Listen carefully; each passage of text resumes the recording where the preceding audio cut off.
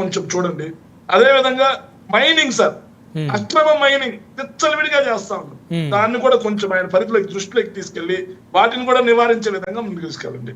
అదే విధంగా ఆయనకి అత్యంత సన్నిహితులైనటువంటి నాదెండ్ల మనోహర్ గారి శాఖ అక్రమంగా రేషన్ బియ్యం లారీలు తరలిపోతా ఉంది. నెల్లూరు జిల్లా ఉదయగిరి నియోజకవర్గం. ఎవిడెన్స్ తో మాట్లాడుతున్నారా? ఒక మంత్రి గురించి ఆరోపణ చేసినప్పుడు ఎవిడెన్స్ తో మాట్లాడకపోతే మీరే ఇబ్బంది పడతారు.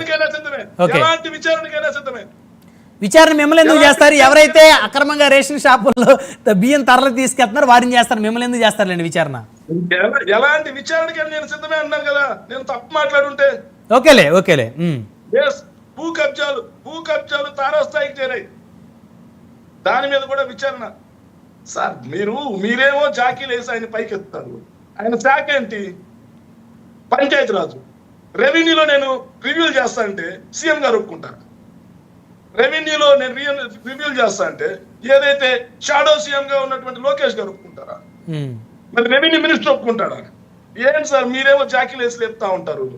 ఆయన స్థాయి ఒక మంత్రే కదా, ఆయన శాఖలో ఆయన ఏమైనా రివ్యూ చేసుకోవచ్చు. కాదు, మీ ప్రభుత్వం అధికారం ఉన్నప్పుడు మీ మంత్రులు ఎవరో పలాని వ్యక్తులు ఈ శాఖ మీద ఒక రివ్యూ మీటింగ్ పెట్టారనే వాళ్ళు టక్కన ఒక ఇద్దరు పేర్లు చెప్తారా? వైసీపీ అధికారంలో ఉన్నప్పుడు ప్రతి మంత్రి వాళ్ళ శాఖ మీద రివ్యూ పెట్టారు. అదే పేర్లు చెప్పండి సార్, ఇద్దరు పేర్లు అడిగాను నేను. జలవనరుల శాఖకు సంబంధించి అంబటి రాంబాబు గారు కానీ, జలవనరుల శాఖకు సంబంధించి అనిల్ కుమార్ యాదవ్ గారు ఉన్నప్పుడు వచ్చే రివ్యూ మీటింగ్ జరిగాయి. కిరణ్ గారు నవ్వుతున్నారు. మీ కళ్ళద్దాలు అడ్డు పెట్టుకుంటే ఎవరు మాత్రం ఏం చేస్తారు? కిరణ్ గారు నవ్వుతున్నారు సార్. నవ్వుకోమనండి సార్. ప్రెస్టేషన్ ఎవరికి ఉండాలి చెప్పనా సార్? మంత్రులు వైసీపీ ప్రభుత్వంలో మంత్రులు రివ్యూలు పెట్టి ఏమి చేయలేదు, కానీ మంత్రులకు ఇచ్చిందే వాళ్ళని తిట్టడానికి కదా ఇవన్నీ వరకు నవ్వుకునేటువంటి మాటలేండి, నవ్వుకునేటువంటి వ్యవహారం. ఇప్పుడు ఒక ఉదాహరణ చెబుతాండి. బొత్స సత్యనారాయణ ఒక సీనియర్ పొలిటీషియన్, ఆయన మున్సిపల్ శాఖ మంత్రిగా ఉండి నేను రివ్యూ పెడుతున్నానని చెప్పేసి అనౌన్స్ చేసిన తర్వాత మీడియాకి విజయసాయి రెడ్డికి సమాచారం లేకుండా ఎలా పెడతాడు? అప్పుడు విజయసాయి రెడ్డి ఉత్తరాంధ్ర ఇన్ఛార్జ్, మీ రివ్యూ క్యాన్సిల్ చేసుకోమని చెప్పింది మంత్రికా లేకపోతే పార్టీకి సంబంధించినటువంటి వాళ్ళకి ప్రయారిటీ?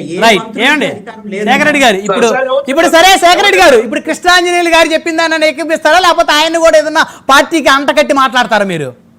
సార్ పార్టీకి ఎవరిని అంటగట్టి మాట్లాడాల్సిన పని లేదు. మిమ్మల్ని అంటగట్టి మాట్లాడాను నేను? అంటే మాట్లాడపోయినప్పటికీ కూడా మిమ్మల్ని ప్రశ్నిస్తే తప్పు. మిమ్మల్ని జనసేన పార్టీ కోవట్టు ఇక్కడ కూర్చున్న జనసేన పార్టీ అనుకూలంగా కూర్చున్నారని నేను అనలేదు కదా సార్. అవసరం ఏముంది? జనసేన పార్టీ ఏమన్నా ఎవరికన్నా మాకేమైనా డబ్బులు ఇస్తుందా, లేకపోతే వైఎస్ఆర్ కాంగ్రెస్ పార్టీ మీకేమైనా డబ్బులు ఇస్తుందా? అవసరం లేదు. ప్రజాక్షేత్రంలో ఉన్నటువంటి లోపాలను మనం ఎత్తి చూపొచ్చు, అదే మన బాధ్యత.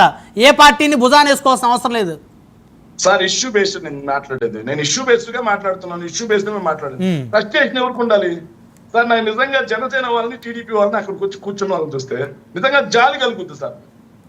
ఎంత జాలి కలుగుద్ది, ఎందుకు కలుగుద్ది అంట సార్? Sir ఓడిపోయాం sir.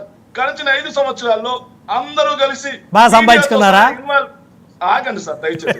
మీడియాతో సహా ఇన్వాల్వ్ అయ్యి మా మీద బురద చల్లుతున్నా సరే, మేము ఈ హామీలు ఇచ్చాం, మేము ఇన్ని నెరవేర్చాం అని చెప్పి ధైర్యంగా చెప్పుకుంటూ మీడియా ముందుకు వచ్చాం.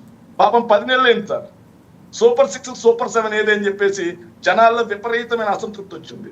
విపరీతంగా తిడుతున్నారు, బండబూతులు తిడుతున్నారు. గ్రామాల్లోకి వెళ్తే వీళ్ళు అక్కడ విజయవాడలోనో లేకపోతే సిటీల్లోనో కూర్చుంటే అర్థం కాదు, గ్రామాల్లోకి వెళ్తే బాగా అర్థమవుతుంది. అదే విధంగా సార్